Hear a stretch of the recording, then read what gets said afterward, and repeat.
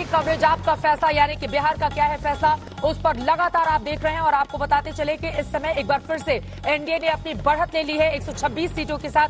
सरकार बनाने के लिए 122 चाहिए, लेकिन 126 पर बढ़त लगातार कायम है, जबकि महागठबंधन यहां पर पिछड़ता हुआ दिखाई दे रहा है। और इस वक्त की सबसे बड़ी खबर आप तक पहुंचाते हैं। रात 8:20 तक 3,66,00,000 वोटों की गिनती पूरी हो चुकी है और अब सिर्फ 50 लाख वोटों की गिनती ही बाकी है।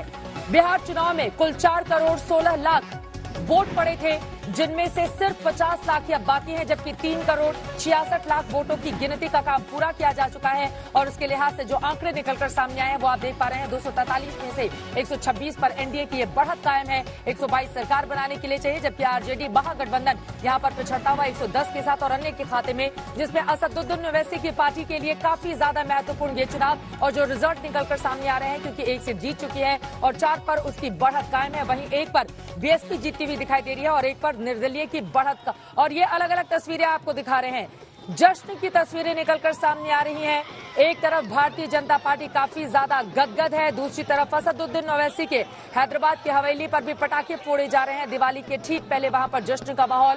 और तीसरी तरफ बड़े नेताओं ने फोन पर बातचीत की है मुख्यमंत्री नीतीश कुमार से। और खबर यह भी है कि सुशील मोदी के साथ ही कुछ और बिहार बीजेपी के नेता हैं जिन्होंने जाकर मुलाकात की है इस वक्त मुख्यमंत्री नीतीश कुमार से। जिस तरह का अभी तक का यह आंकड़ा निकलकर सामने आया है, जिसमें एनडीए भारी बढ़त के साथ लगातार आगे की ओर बढ़ती हुई। सीधे रुक कर लेते हैं, सईद अंसारी इस वक्त हमारे साथ जुड़ चुके हैं। और सईद, कुछ दिलचस्प जादुई आंकड़े के साथ अब हमारे सामने आएंगे और बताएंगे कि अब की बार किसका बिहार। सईद, जो आंकड़े निकलकर सामने आ रहे हैं, क्या इस बात की तस्दीक करता है, क्योंकि सिर्फ अब 50 लाख वोटों की गिनती बाकी है और 126 के साथ एनडीए लगातार आगे की ओर बढ़ता हुआ। सईद। बिल्कुल चित्रा, आप हमारे ऑफिस के बाहर हैं, बिहार विधानसभा के सेट पर, और हम अपने ऑफिस के सेकंड फ्लोर पे हैं, जहां से नीचे आपके साथ आएंगे।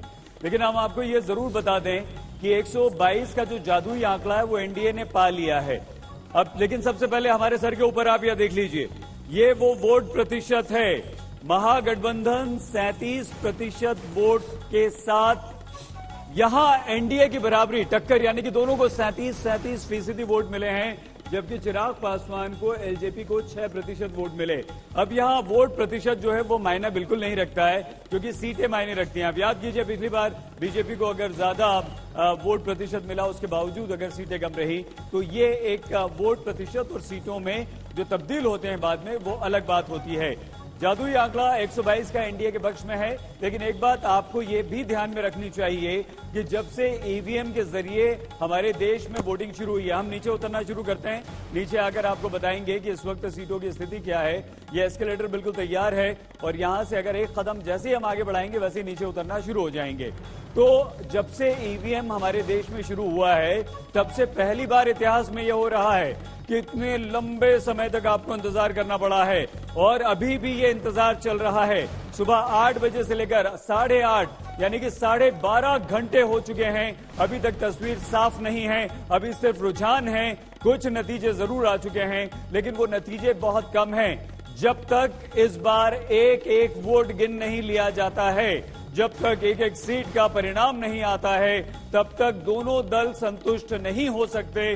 तब तक आप और हमें यहां बैठना पड़ेगा, तब तक हमें देश को यह खबर बतानी पड़ेगी कि कौन जीता कौन हारा, क्योंकि अभी एनडीए रुझानों में बहुत आगे है। 122 का उसने बहुमत का जो आंकड़ा है वो पार कर लिया है और ये सच्चाई है कि इस आंकड़े से इनकार बिल्कुल नहीं किया जा सकता। देखिए, यहां भी हम आपको दिखाएंगे 126 पे एनडीए यानी कि बीजेपी और नीतीश कुमार यहां जबरदस्त 122 से आगे बढ़ गए हैं। 110 पर तेजस्वी यादव। सुबह याद कीजिए, जब 8 बजे गिनती शुरू हुई थी तो महागठबंधन एकदम से आगे था, लेकिन अगले 2 घंटे बाद जो एनडीए ने बढ़त बनाई है, वो बढ़त अभी तक एनडीए की बरकरार है।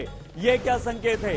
अगर ये बढ़त बरकरार है तो जो 50 लाख वोटों की गिनती अभी बाकी है, क्या 50 लाख वोट भी इसी तरफ इशारा कर रहे हैं कि वो यहीं पर जाएंगे? अब ये आप भूल जाइए, ये असंभव सा लगता है कि यहां पर कोई किंग मेकर बनेगा बिहार में। चिराग पासवान कोई सीट नहीं जीत पाए हैं, ओवैसी 5 पर आगे चल रहे हैं, 1 जीती है, 4 पर आगे चल रहे हैं, लेकिन क्या वो महत्वपूर्ण हो पाएंगे? शायद नहीं। हाँ, ये सच्चाई है कि उन्होंने महागठबंधन को, आरजेडी को नुकसान जरूर पहुंचाया है। टक्कर बीजेपी और आरजेडी में थी। आरजेडी 1 सीट आगे है सिर्फ, बीजेपी दूसरे नंबर की सबसे बड़ी पार्टी है, लेकिन देखना यही होगा।